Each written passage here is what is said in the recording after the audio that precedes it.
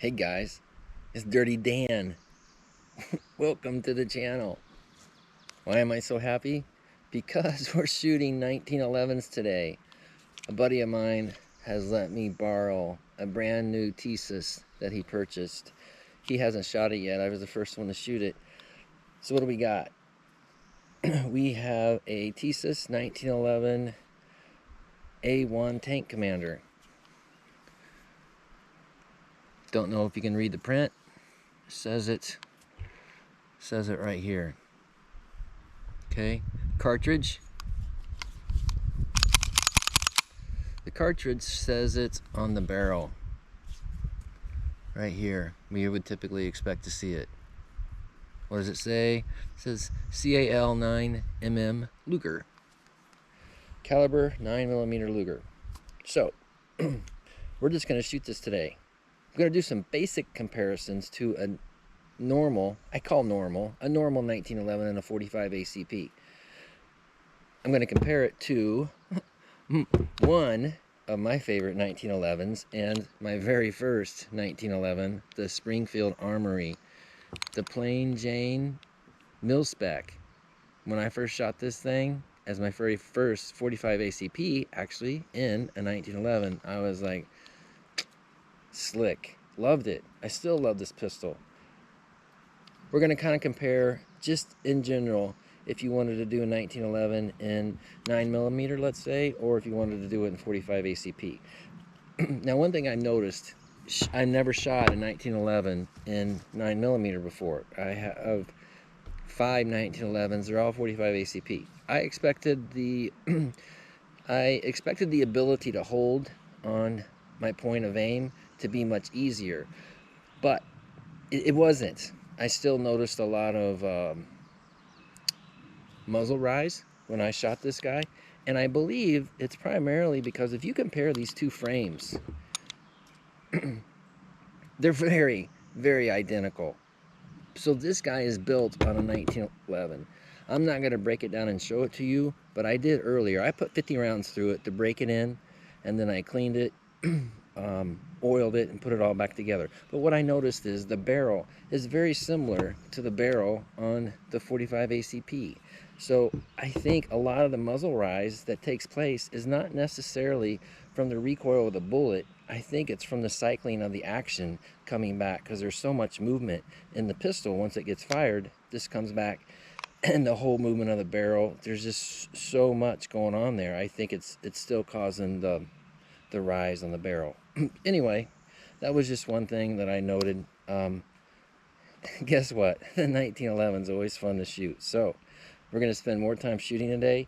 I broke the pistol in with some loads that I made for 124 grain round nose. I have some, what I would typically always start with on a 9mm is 115 grain.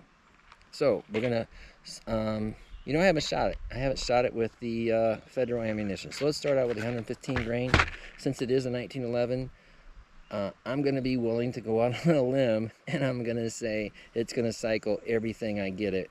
Everything I put into its chamber with no issues. But let's see how it performs, and we'll do some basic simple comparisons to a 45 ACP and let you guys be the judge. All right. Okay, guys, just real quick, these are both very basic 1911s. There's no frills on either one of these pistols. That's one of the reasons I like the Springfield Armory so much. Guys, to love the 1911 frame, you don't have to put all of the expensive features on them, because oh my goodness, 1911s can get expensive real quick. So this is the Springfield Armory in the 45 ACP. The sights do have the white dot sights. Let me make sure. This guy, you can see basic sights, white dots. Now the Tisas pistol, sometimes I want to call it an SDS import, because I had another one once and it said SDS imports as well. So anyway, Tisas. Here's the Tisas pistol in the 9mm, and you can see the sights on it are just plain, black on black. All right. Oh, let's see. These grips. Now, the other Tisas pistol I had, it came with plastic grips. Why in the world would a manufacturer put plastic grips on a 1911? I was so happy and pleased to see that when I picked this one up. These are wood grips. They're not plastic. However, what came in the case were plastic grips. Why? Why would anyone want plastic grips on a 1911? Oh my word, they are so ugly. Okay, let's do some shooting. I don't think there's really much else to say. I mean, they're just plain and simple 1911s, and they're fun to shoot. The first bullet, like I said, is going to be the Federal 115 grain round nose, full metal jacket round nose. Your basic target ammunition. So we're going to put it on the target and see how it prints at, I think it's out 28 yards.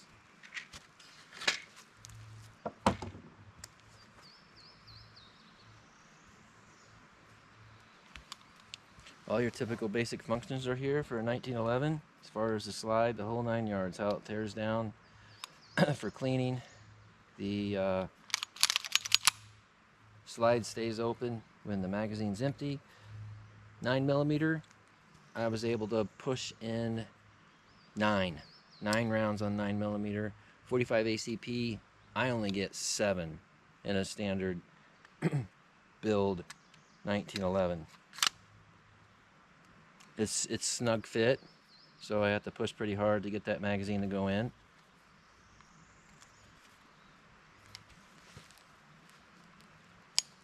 Okay, I heard it click. Magazine's in place. We'll cycle that first round in. And typical safety. All the other features here, guys, are the exact same as any 1911, so I'm not going to go through all those. We're just going to shoot, because that's what I love to do.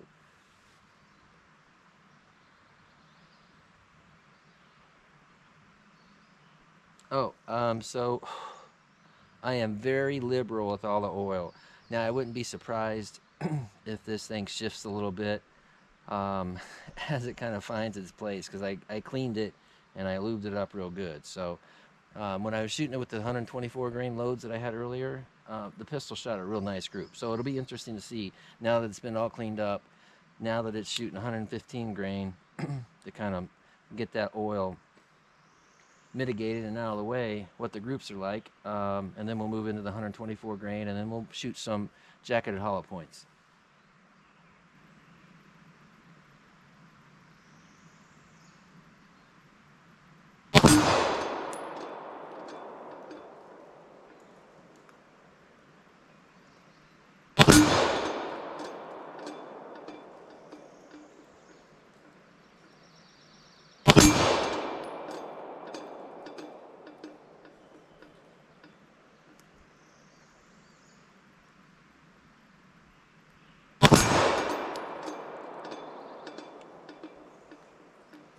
There's smoke rising out. My loads didn't do the smoke.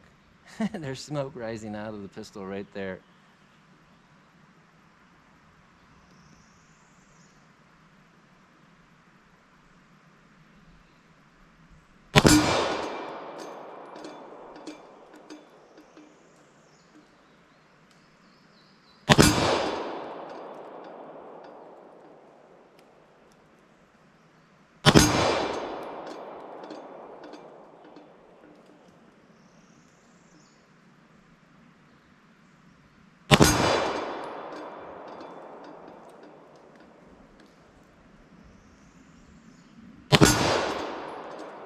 Okay, let's try the 124 grain and see how those print.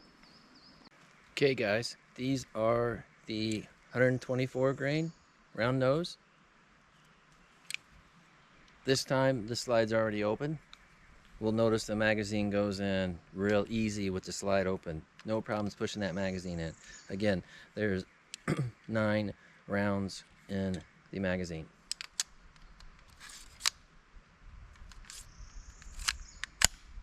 Okay, magazine went right in. Needs a little break in yet to make it a smooth operation up in there, but drop that slide.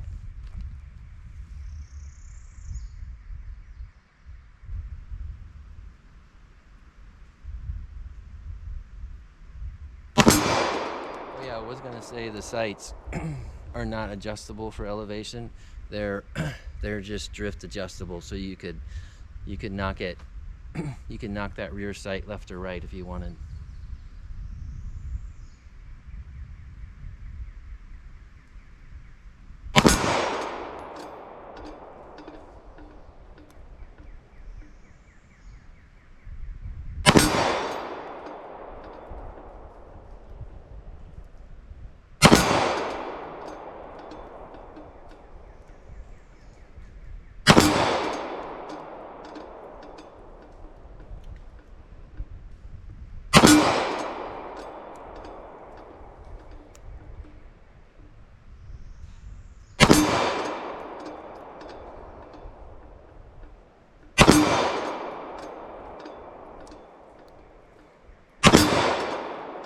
Okay. As we got further into that group, about 4 or 5, well, the group got better. That's all I'm saying. The group got better, and as the group got better, that's what I saw earlier this morning when I first pulled the pistol out of the box. Without cleaning it or doing anything, I just shot the 124 grain, just like I did right now, and the group was very nice. So, let's see. I think that's it. Next, we're going to move on to some jacketed hollow points. The 2 remaining loads will be Sig Sierra 124 grain jacketed hollow point and a bullet by Everglades. So let's paint the target and let's fire those other bullets off. See if we have any issues with the pistol cycling jacketed hollow points. Okay guys, here we go. 124 grain Sig Sierra jacketed hollow point.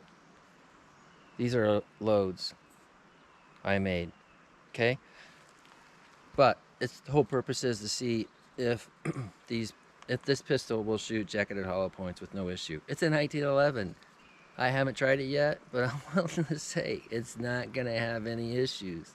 1911s are just fantastic. You can kind of see probably with the sunshine my oil all over the frame, which is the way I like to see my pistols. I like to see them well oiled. I was gonna say in the last when I was shooting 124 grain round nose, the trigger is not that great. It has a heavy wall, and it's just not the best. There's a lot of I don't know what the weight is on the trigger pull, but there's a heavy wall there. The only nice thing about heavy wall is you can easily pull up against it, and you know you're in the wall. Uh-oh. Well, you know what? Maybe I spoke too soon. The first round got hung on the feed ramp. So let's what's great about a 1911, they're easy to work with. Get that slide to stay open. Okay, slide's open. And get that round to go back in the magazine. It didn't go all the way back. Let's see. All right, the magazine came right out. Let's try another method. That was trying to cycle with the slide being operated with my hand. Or excuse me, no, I think I tried dropping the slide and it didn't go. Let's try the other method with the slide already being dropped. We'll push that magazine in. And then we'll cycle. Well, I'll be doggone. It just gets hung right up on that feed ramp, just like other Taurus pistols that happen so frequently. Well, doggone it. All right, guys, well, I stand corrected. Isn't that a shame? Well, let's see if it gets easier as there's less spring on the magazine. We'll take the first round out, see if we have any better luck. So we'll change it from 9 rounds to 8 rounds in the magazine. See if it matters.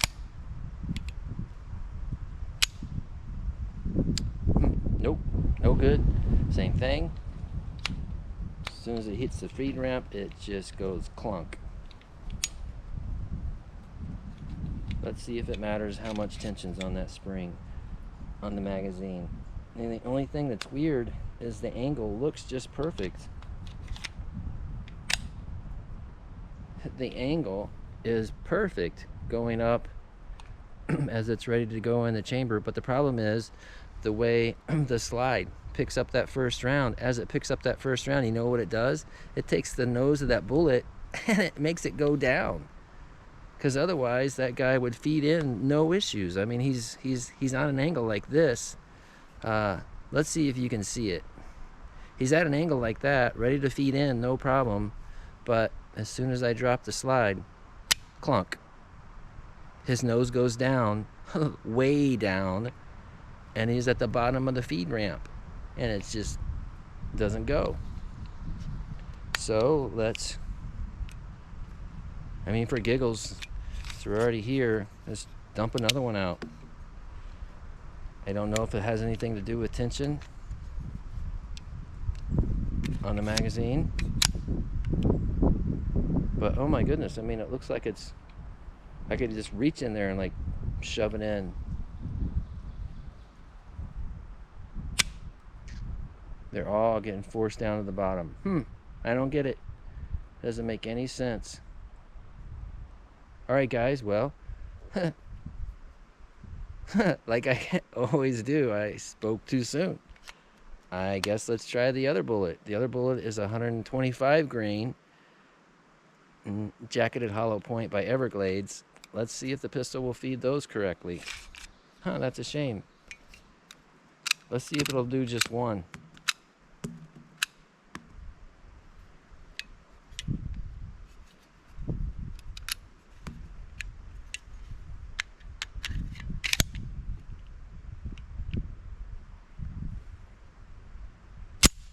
Okay, it did just one. Not that that's really worth consolation of any point. Let's move on to the other jacketed hollow point. All right, guys, the next bullet, I haven't tried it yet. You're doing it right here with me for the first time. We'll see if it works. These are 125 grain bullets. They're called 125 grain competition. They're not really a self-defense bullet, competition bullet. Anyway, it's a jacketed hollow point nonetheless. We'll see if they feed. I would think there'd be some expansion going on with that guy. He could use it for self-defense. It's better than a round nose. Let's see if it feeds. So the magazine's completely full. There's 9 of them in there.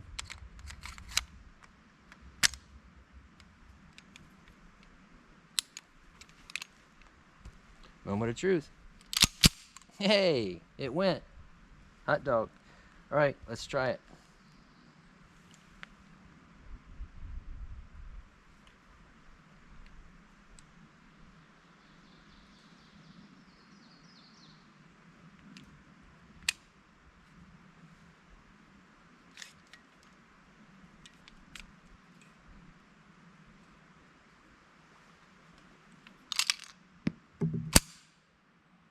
Guys, okay.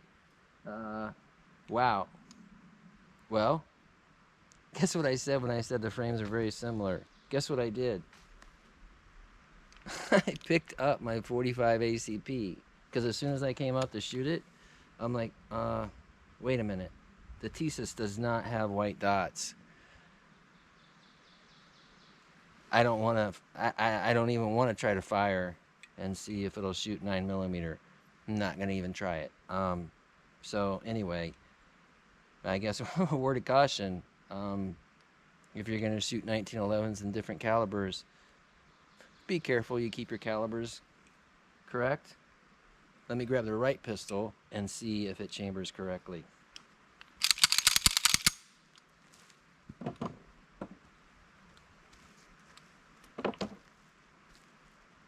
Let's see, I dropped one round on the ground. We have to put another round in the clip in the magazine.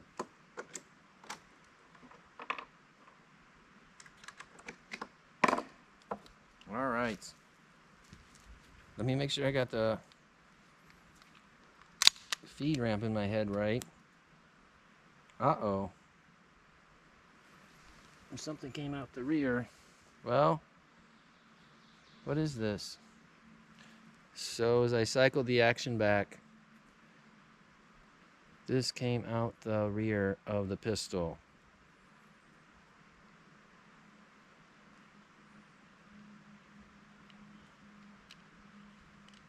I guess it goes right in there. I don't know what holds it in place. Wait, did I lose my whole... I lost the whole firing pin assembly. I know that's what's gone. I don't know how that happened. That definitely was not any error on my part. So, as I went to cycle the action, this fell out the rear, which means the rest of the firing pin in the rear has came out. That's very unfortunate. Not a very good day here. Let's take a break and we'll see if we can get this pistol back together. Okay guys, like I've always said, you witnessed a lot of things right here on this channel for the first time with me. So I've never tore down any of my 1911s more than taking the slide apart, the barrel out, the spring out, the barrel bushing, just your typical breakdown. To clean everything, I have never had any desire to take the firing pin out. So I learned something today. Now, it's not any fault of the shooting except trying to take the 9mm magazine and put it into the 45 ACP. That was my fault. However, the pistol, the Tisas 1911 pistol, had a issue with the firing pin. So I'm going to call this this piece out here, this piece right here, I'm going to call it the back door for the firing pin assembly. I do not know what the correct term is because, like I said, guys, I've never torn down a 1911 to want to take out the firing pin before. I've never had any firing pin issues with a 1911 before. So as I was looking at the Tisas, the back door fell out on me again. And guess what? This time it went on the ground. So guess who couldn't find it? I couldn't find it.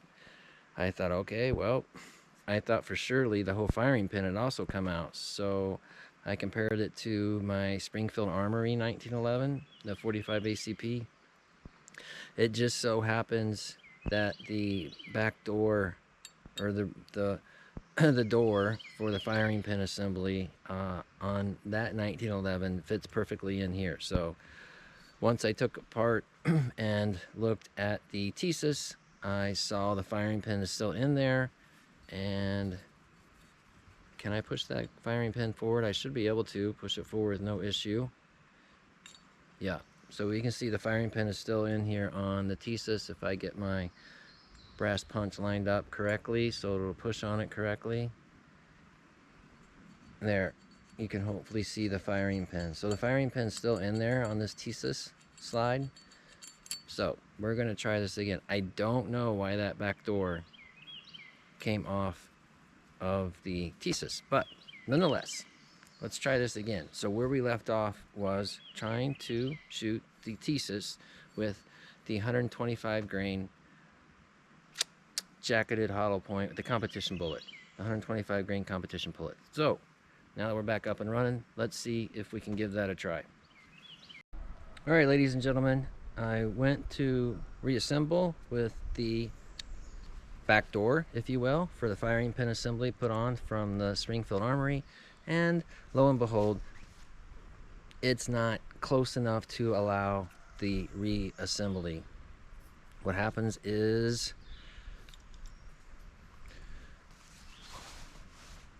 on the Tisas, this part right here on the frame is hitting that back door. So for whatever reason, the Springfield Armory back door on the firing pin assembly is just a little bit, tad bit too wide. And as I try to slide on, it's hitting. It's hitting right in there. So I'm gonna give a dig through the ground one more time to see if I can't find the back door that fell off the Tisas for that firing pin assembly. And if I can, we're back in business. If not, I guess you guys will just have to stay tuned until I get the Tisas back together. Ladies and gentlemen, I had no luck finding the back door for that firing pin assembly for the Tisas 9mm. Guess what this is? All right, I forgot about this, and so I continued thinking. I'm like, you know what? I have that other Tisas 45 ACP with me, the one with the plastic grips. Oh my word! Talk about ugly. It looks like a stinking BB gun. Cheapness. Wow. Why would they ever do that? Okay, so the Springfield Armory back door did not work on the 9mm, and I didn't have any luck finding the back door on the ground. So once I remembered I had this with me, I'm going to take the back door off of this one, and we'll see, since they're both the same manufacturer, I'm hoping it will work for the 9mm. So stay tuned. Ladies and gentlemen, the change out from the 45 Tisas did work. So I also tried the magazine with these 125 grain bullets by Everglades. They also worked. I did notice that these will catch in the feed ramp as well. It's all very picky based upon how that first bullet in the magazine is coming out of the magazine. So what I did is I loaded the magazine full. It has 9 rounds in it, and I pushed this guy in real well.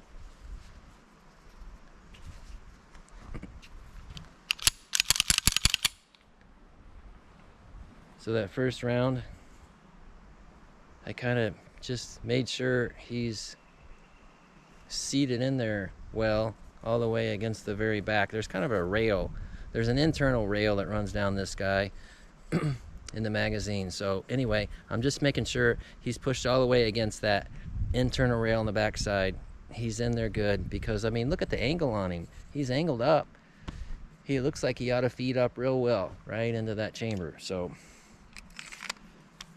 let's see if we can have success again. So the slides dropped. It's going to take me a little bit of force to get that magazine to go in. Okay, magazine clicked in place. Now, what I'm going to try is I'm going to operate the slide with my hand and see if we can't get that first round to go in. Okay, success. Let's try this again. That was a major setback.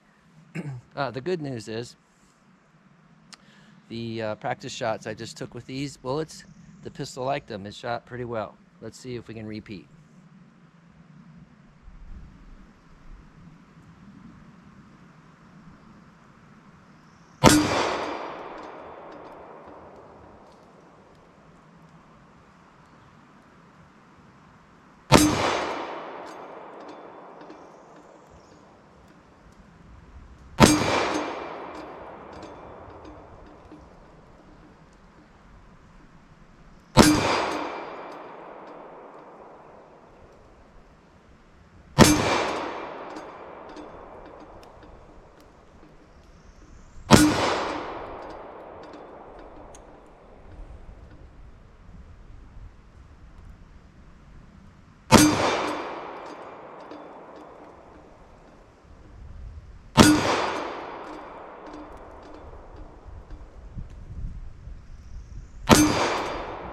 Yeah, that's a pretty nice group.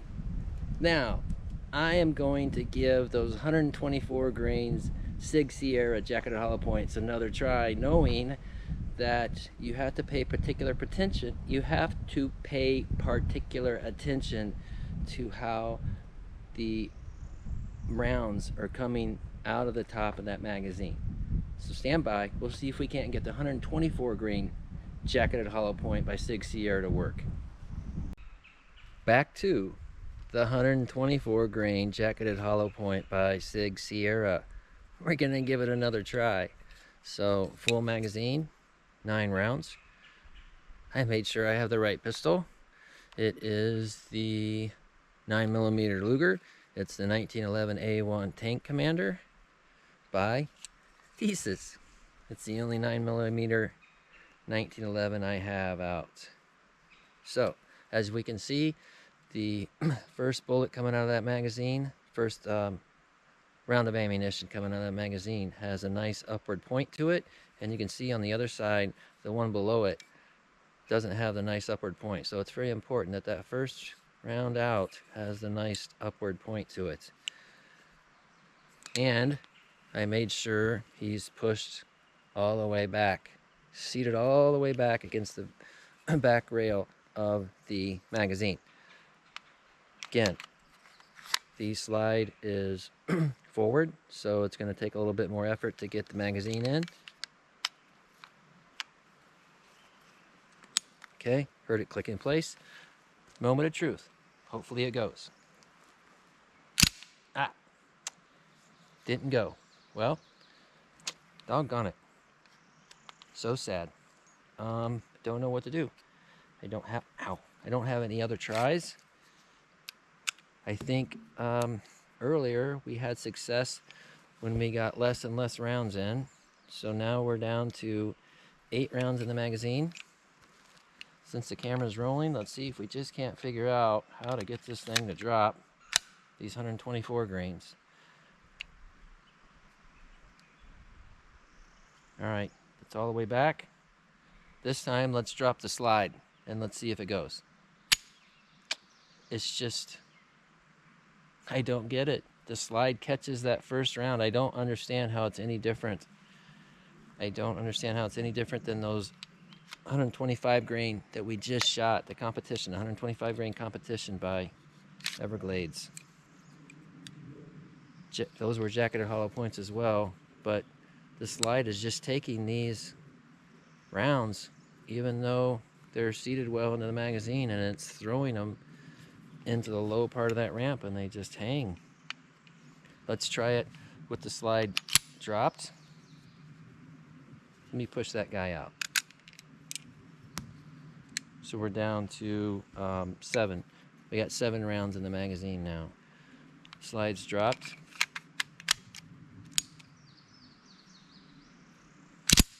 Okay, let's roll with it. We got 7 rounds in. Let's see if we can shoot these 7 rounds. It might be, guys, just a matter of getting that magazine spring to be a little bit less, a little less force. Okay, I don't know. We got 7 rounds. Let's see if we can get those downrange without any hangups.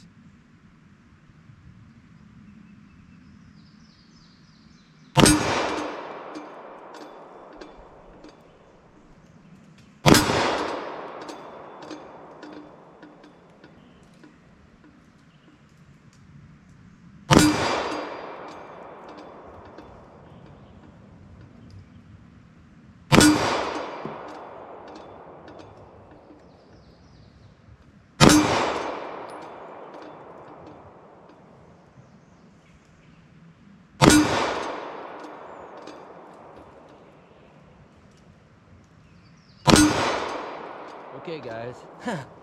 Nice groove. I like it a lot. Yeah, that's sweet. For fixed sights, dead on, right out of the factory. Guess what? Stand by. We're going to do, I bet it's a break-in period, but just to keep consistency, let's put 7 more rounds of this same bullet load in here, and let's see if we have any luck. So hang with me here.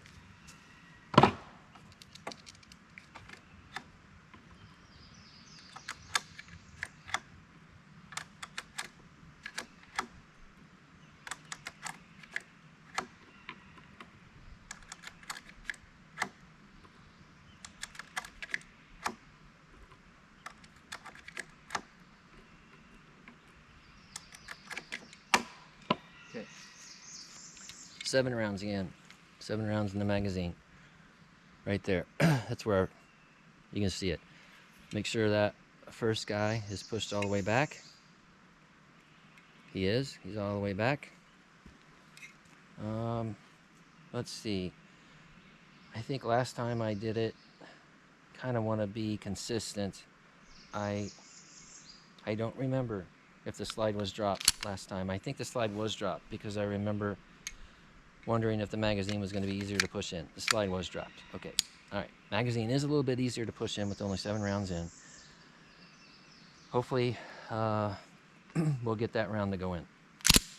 All right. Good to know. Maybe it's a break-in period, and maybe you have better luck by not fully stacking the magazine.